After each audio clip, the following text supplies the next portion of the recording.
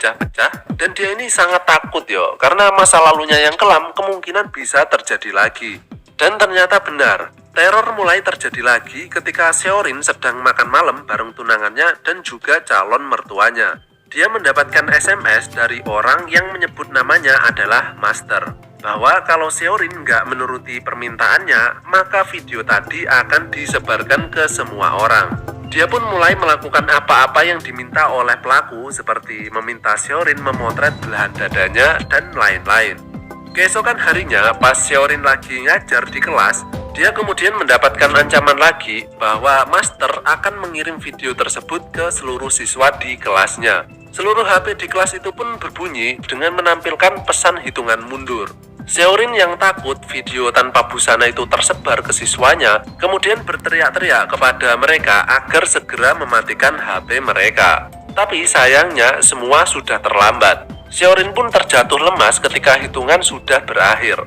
Seketika itu juga seluruh kelas menjadi hening, tapi ternyata tatapan semua siswa bukan tertuju kepada Seorin, melainkan kepada Sejung. Karena ternyata video dan foto yang dikirim adalah foto Sejung. Ya, jadinya Sejung ini juga merupakan korban dari Master. Sejung pun langsung berlari keluar dari kelas karena malu. Dari sini, Seorin merasa semua ini sudah keterlaluan ya. Dia pun kemudian meminta tolong kepada Gokjul yang sekarang sudah pensiun jadi polisi untuk membantu menyelidiki siapa sih sebenarnya orang yang bernama Master tersebut. Dia pun memulainya dengan menanyakan kronologi bagaimana Sejung bisa terjebak dengan Master. Sejung kemudian mengatakan bahwa ia waktu itu tengah melakukan pengencrotan dengan pacarnya yaitu Dongjin, tapi dia nggak tahu kalau kegiatan itu direkam oleh Dongjin. Sampai ia kemudian nggak sengaja membuka komputer milik Dongjin dan isinya itu ya kayak komputer kalian. Sejung melihat banyak banget foto-foto dan video cewek-cewek seumurannya, termasuk video adegan Sejung tadi. Dia pun tentunya langsung menghapus semua file tadi toh. Dan ketika Dongjin tahu, dia pun langsung marah dan mulai mengancam Sejung. Nah, dari pernyataan Sejung barusan, tentu saja Dongjin kemungkinan besar menjadi kandidat tersangka sebagai orang yang menyebut dirinya Master ya. Seorin pun mulai melakukan kegiatan penyelidikan kepada Dongjin. Dia mengikuti secara diam-diam untuk melihat seluruh gerak-geriknya dan dia juga hampir saja ketahuan oleh Dongjin. Tapi untungnya ketika mereka mulai mengejar Seorin, dia berhasil melarikan diri dengan dibantu oleh Gokjul.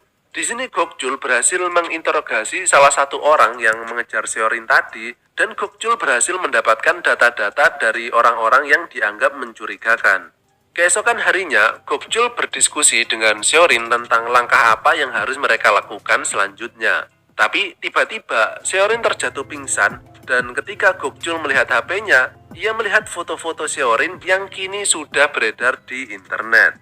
Akibat hal ini, Seorin sudah putus asa yo dan ingin melakukan bunuh Dirman. Tapi rencananya tersebut terhenti ketika ia mendapatkan pesan video yang memperlihatkan Sejung tengah disekap. Dan Master mengatakan jika ia tidak menuruti perintahnya, maka akan terjadi hal buruk kepada Sejung. Seorin kemudian menghubungi Gokjul untuk segera menyusulnya ke tempat yang dikasih tahu oleh Master. Sedangkan Seorin berangkat lebih dulu ke tempat tersebut. Di sana, Seorin kembali dihadapkan ke sebuah botol kerating deng dengan tulisan instruksi cara konsumsi. Seorin pun langsung meminumnya dan ketika terbangun, dia sekali lagi sudah dalam keadaan terikat di atas kursi. Dan di depannya sudah ada segerombolan cecunguk bertopeng. Tapi meski menggunakan topeng Seorin ini masih bisa mengenali salah satunya yaitu Dongjin. Seorin pun langsung meminta agar mereka membebaskan Sejung karena dia sudah menuruti semua perintah Master Namun Seorin menemukan fakta yang mengejutkan. Ternyata Sejung tadi bukanlah korban, melainkan pimpinan dari gerombolan ini. Dan Dongjin yang selama ini kita anggap sebagai ketuanya, ternyata dia ini justru dimanfaatkan oleh Sejung. Jadi semua yang diceritakan oleh Sejung tadi adalah bohong, dan justru faktanya adalah kebalikannya. Nah, jadi apakah Sejung ini yang bernama Master? Eits, ternyata bukan. Di sini sosok Master itu masih belum ketemu Dan gerombolan ini cuma mengikuti perintah Master karena mereka mendapatkan bayaran yang tinggi. Nah, ketika mereka sudah mau mulai merekam dan memereteli baju Seorin, pas banget muncul Gokchul di belakang mereka. Dan dengan semangat 45, Gokchul langsung menghajar gerombolan tadi. Tapi kalah.